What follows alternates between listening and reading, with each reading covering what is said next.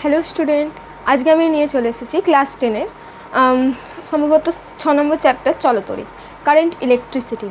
এই চ্যাপ্টারটা কিন্তু খুব গুরুত্বপূর্ণ চ্যাপ্টার। এই চ্যাপ্টারটাতে আমরা জানবো যে আমাদের তড়িৎ মানে তড়িৎ সম্পর্কে, ঠিক আছে, আমাদের ঘরে যে কারেন্ট যন্ত্রপাতি আছে, কারেন্ট চলছে, এইগুলো সম্পর্কে দেখব। কারণ আমাদের এখন 1 মিনিট কারেন্ট না ছাড়া চলে না।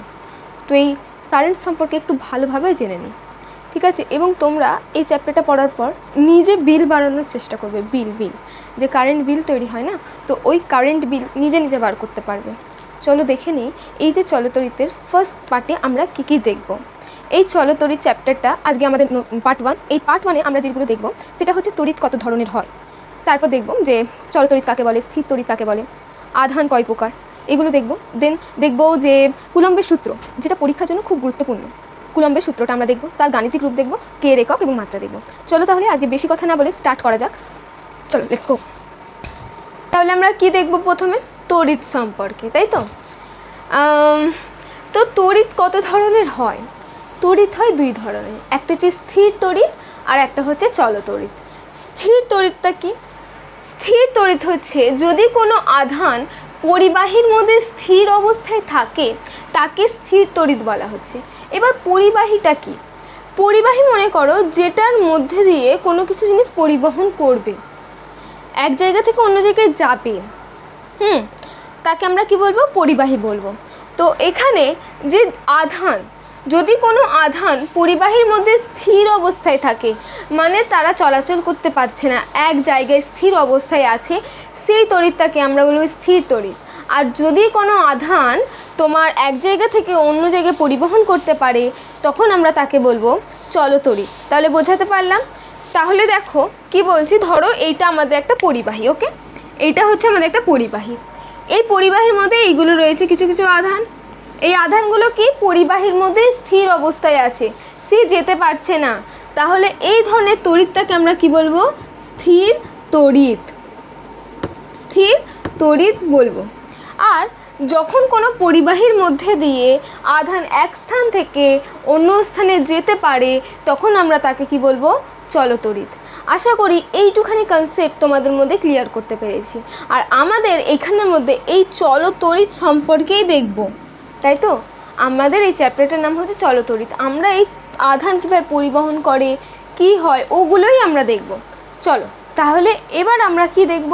এবার আমরা যেটা দেখব সেটা হচ্ছে যে আধান কয় প্রকার এবং ওদের কিছু বৈশিষ্ট্য আছে, সেই বৈশিষ্ট্যগুলো দেখে নেব। চলো দেখো তাহলে এবার আধান কি। আধানকে কভাগে ভাগ করা হয়? আধানকে ভাগ করা হয় 2 ভাগে। একটা হচ্ছে তোমাদের ধনাত্মক আধান আর একটা হচ্ছে তোমাদের ঋণাত্মক আধান, তাই তো। এটা ছোটোবেলায় জানা আমাদের যে পজিটিভ চার্জযুক্ত কণাকে আমরা বলে থাকি তোমার ধনাত্মক আধান, নেগেটিভ চার্জযুক্ত কণাকে আমরা বলে থাকি ঋণাত্মক আধান। তাহলে এদের না কিছু বৈশিষ্ট্য আছে। এরা পরস্পরকে মানে দুটো সমজাতীয় আধান, মানে দুটোই যদি প্লাস হয় তাহলে পরস্পরকে এরা কখনোই আকর্ষণ করতে পারবে না। এরা কি করবে? পরস্পরকে বিকর্ষণ করবে, দুজনের থেকে দূরে চলে যাবে। আর একটা পজিটিভ আর একটা নেগেটিভ আধান পরস্পরকে আকর্ষণ করে, তাই তো। এখন আমরা একটা বাস্তব উদাহরণ দিয়ে বুঝি, ঠিক আছে। তাহলে দেখো, যদি এই আধানটার জায়গায় মানে ধনাত্মক আধান আর ঋণাত্মক আধান, এই দুটো আধানের জায়গায় একটা ছেলে আর একটা মেয়েকে নিয়ে আসি, তাহলে কি হবে? একটা ছেলের প্রতি একটা মেয়ের আকর্ষণটা বেশি থাকে, একটা ছেলে আর একটা ছেলের প্রতি অত আকর্ষণ থাকে না। একটা ছেলে তার লাইফ পার্টনার হিসাবে একটা মেয়েকে দেখে, কখনোই কি কোনো ছেলেকে দেখে? না, একদমই দেখে না। তাহলে আমি এখান থেকে বলতে পারি যে দুটো বিপরীত জেন্ডার পরস্পরকে আকর্ষণ করছে, কিন্তু দুটো একই জেন্ডার পরস্পরকে কি আকর্ষণ করছে না। ছেলের মতো আছে, ও দেখছে কেন, দেখবে বা কেন। আর একটা মেয়েও একটা ছেলের প্রতি আকর্ষিত হয়। তাহলে আমি এখান থেকে বলতে পারি যে দুটো সমজাতীয় আধান পরস্পরকে আকর্ষণ করে, বিকর্ষণ করে, আর দুটো বিপরীত জাতীয় আধান পরস্পরকে কি করে? আকর্ষণ করে। দেখো, একটা প্লাস আর একটা প্লাস আধান তাহলে পরস্পরকে কি করবে? বিকর্ষণ করবে। একটা প্লাস আর একটা মাইনাস আধান কি করবে? পরস্পরকে আকর্ষিত করবে, আকর্ষণ করবে। বোঝা গেল একটুখানি? তাহলে আমরা যেটুখানি জানার, আমরা চ্যাপ্টারটা পড়ার আগে চলতড়িৎ জানার কথা ছিল, চলতড়িৎ জেনে নিলাম, আধান জানার কথা ছিল, আধান জেনে নিলাম। এরপর আমরা দেখব কুলম্বের সূত্র, একদম এইখানে বসেই মুখস্থ হবে। কুলম্বের সূত্র খুব গুরুত্বপূর্ণ, একটু মনে রাখ। দেখো কুলম্বের সূত্রটা কি।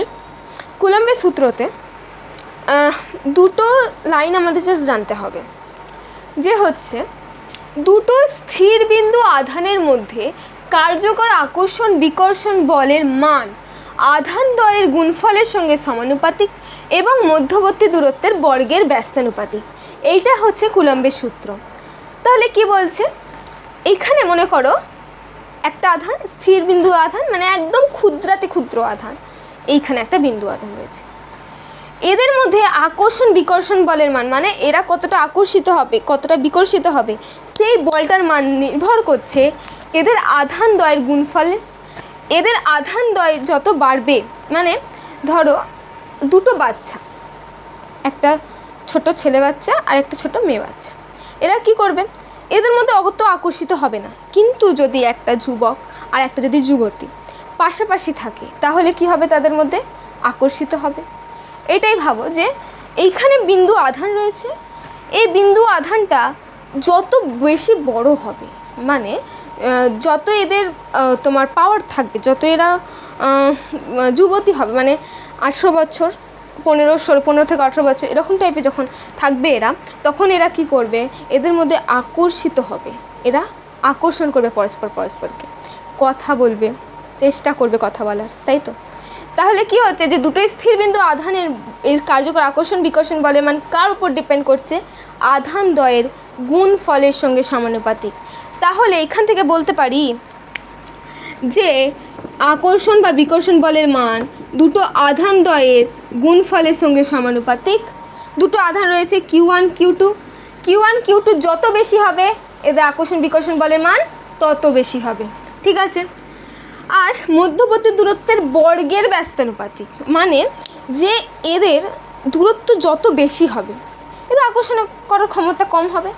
এটা সত্যিই তো তাই। ধরো এইদিকে একজন আছে, এইদিকে একজন আছে, এরা কি পরস্পরের সাথে কোনো লিঙ্ক রাখবে না। তার মানে এরা কোথায় দূরে আছে, ও দূরে আছে, কোনো কথাবার্তাই হবে না, কোনো কিছু সম্পর্কই এগোবে না। তাহলে এখান থেকে বলতে পারি যে যত দূরত্ব বেশি হবে তত আকর্ষণ বল কম হবে, আর যত দূরত্ব কম হবে তত আকর্ষণ বল বেশি হবে। তাহলে বলতে পারি F proportional to 1/r²। তাহলে এইটা ভ্যারিয়েশন কার সাথে রয়েছে, গুণফলের সঙ্গে, আর এটা ভাগফলের সঙ্গে। এবার এই কুলম্বের সূত্রে যদি গাণিতিক রূপটা দেখি, তো ফার্স্ট আমরা কুলম্বের সূত্রটা আরেকবার রিক্যাপ করে দিচ্ছি, যে দুটো স্থির বিন্দু আধানের মধ্যে কার্যকর আকর্ষণ বা বিকর্ষণ বলের মান আধান দ্বয়ের গুণফলের সঙ্গে সমানুপাতিক এবং মধ্যবর্তী দূরত্বের বর্গের ব্যস্তানুপাতিক, ঠিক আছে। এরপরে আমরা দেখব কুলম্বের সূত্রের গাণিতিক রূপ। কুলম্বের সূত্রের গাণিতিক রূপ, ফার্স্টে আমরা কি বলেছিলাম, দুটো আধান দ্বয়ের গুণফলের সঙ্গে সমানুপাতিক হবে। কি সমানুপাতিক হবে, বলটা। তাহলে কার্যকর বা আকর্ষণ বিকর্ষণ বলের মান দুটো আধান Q1 Q2 আধানের গুণফলের সঙ্গে সমানুপাতিক। দ্বিতীয়টাতে কি দেখেছিলাম, দূরত্বের বর্গের ব্যস্তানুপাতিক হবে। তাহলে F proportional to 1/r²। এরপর আমরা যৌগিক ভেদে সূত্র প্রয়োগ করছি, মানে Fগুলো F এর জায়গায় রাখলাম, এখানে কি আছে Q1 Q2 বাই এখানে কি রয়েছে r², এটা বসালাম। তাহলে F variation Q1 Q2 by r²। এবার এইটা তোলার জন্য আমাদের একটা ধ্রুবক রাশি লাগবে, তাই তো। ধ্রুবক রাশিটাকে আমি ধরে নিচ্ছি k into Q1 Q2 by r², ওকে। এবার দেখো এই কেটা না, এই কেটাকে কি বলা হয়, এই কেটাকে বলা হয় তোমার কুলম্বের সূত্রে ধ্রুবক, ঠিক আছে, বা মাধ্যমে তড়িৎ ভেদ্যতা। কি বলা হচ্ছে, এই কেটাকে বলা হচ্ছে মাধ্যমের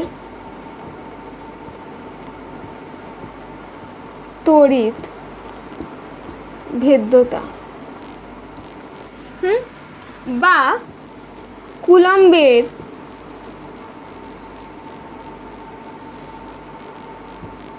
বা কুলম্বের সূত্রের ধ্রুবক। এই কেটা কিন্তু এখানে F = K Q1 Q2/r², এটা পেলাম তো কুলম্বের সূত্রের ক্ষেত্রে। এবার দেখো কে এখানে উপরে আছে মানে গুণে আছে, মানে এরকম K × Q1 Q2/r²। আমাদের শুধু কে লাগবে, শুধু কে, তাহলে কেটাকে সিঙ্গেল রাখবো, তাহলে বাকি ওর সাথে যারা আছে তাদেরকে এই সাইডে পাঠিয়ে দিই। এটা এদিকে কি আছে, ভাগ আছে, তো এটা এদিকে নিয়ে গেলে এটা কি হয়ে যাবে, গুণ হয়ে যাবে। তাহলে F × r² = K। এবার এইখানে Q1 Q2 K × Q1 Q2 আছে। এবার আমাদের কেটাকে শুধু সিঙ্গেল রাখতে হবে, তাহলে এখানে তো আবার Q1 Q2টা আছে, এটাকেও তাড়াতে হবে। তাহলে দেখো এর আগে কি আছে, গুণ আছে, তার মানে একটা গুণ সম্পর্কে আছে, এইদিকে নিয়ে চলে আসো, কি হবে, হ্যাঁ ভাগ। তাহলে K = বলতে পারি F × r² Q1 Q2। দেখো দুটোই তো আধান, তাহলে আমি বলতে পারি তো এটা Q², দুটো আধান Q² বলতে পারি। যদি 4 থাকে আমি তাকে বলি তো 2², তাহলে এখানে দুটো Q আছে, তাহলে আমি একে বলবো তো Q²। তাহলে K = কি হয়ে যাবে, F × r²/Q²। এবার দেখো এখানে Fটা কি, এখানে F হচ্ছে আকর্ষণ বা বিকর্ষণ বল, আকর্ষণ বা বিকর্ষণ বল। আর কি হচ্ছে দূরত্ব, আর কিউ হচ্ছে আমাদের আধান। আধানের একক কি, আধানের একক হচ্ছে, এর একক হচ্ছে আমাদের কুলম্ব। কি এসআই পদ্ধতিতে, হ্যাঁ এসআই পদ্ধতিতে আধানের একক কি, কুলম্ব, হ্যাঁ কুলম্ব। আর সিজিএসে কি হবে, সিজিএসে আধানের একক হচ্ছে স্ট্যাট কুলম্ব, স্ট্যাট কুলম্ব, বা এটাকে সহজে বলা হয় ESU। ঠিক আছে, তাহলে এরপর আমরা এর একটু একক নির্ণয়টা দেখে নিই। ঠিক আছে, দেখো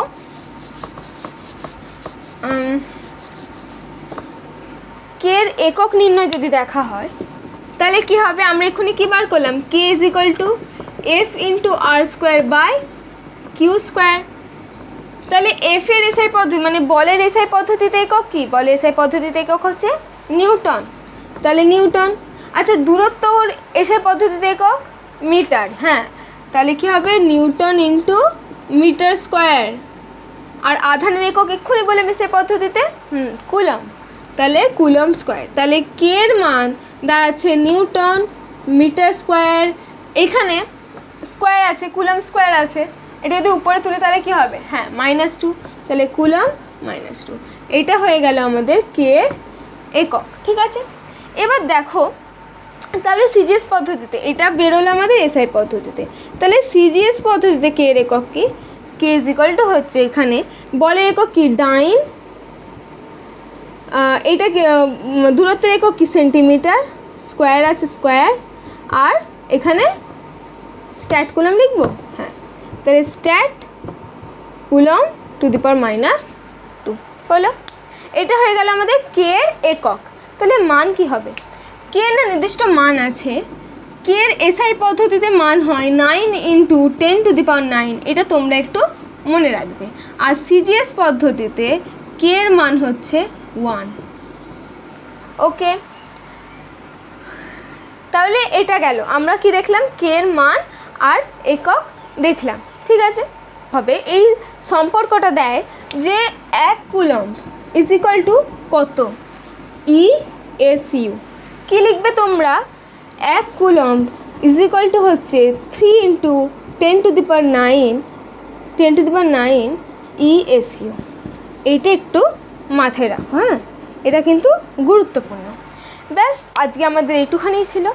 আজকে আমরা শুধু চলতরিৎ সম্পর্কে একটু হালকা করে ইন্ট্রোটা দিয়ে দিলাম, যে চলতরিৎটা কী জানতে হবে, আর কুলম্বের সূত্রটা অতি গুরুত্বপূর্ণ, এটা কিন্তু করবে তোমরা সবাই। ঠিক আছে, চলো আজকের মতো এখানেই শেষ, টাটা।